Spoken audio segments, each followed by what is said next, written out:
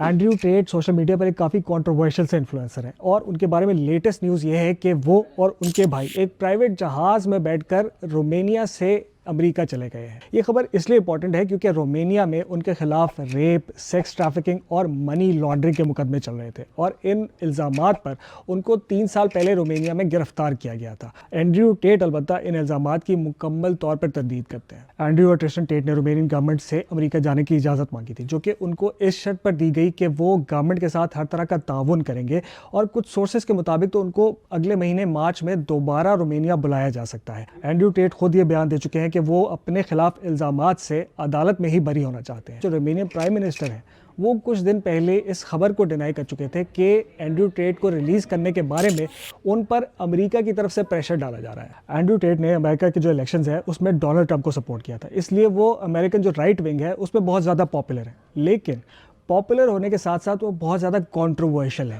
sex trafficking اور rape کے الزامات تو ہیں ہی ہیں، لیکن اس کے علاوہ خواتین کے بارے میں ان کے جنرلی توہین آمیز خیالات اور بیانات، پھر پرائیویٹ جیٹس، لگژری گاڑیاں اور یاٹس،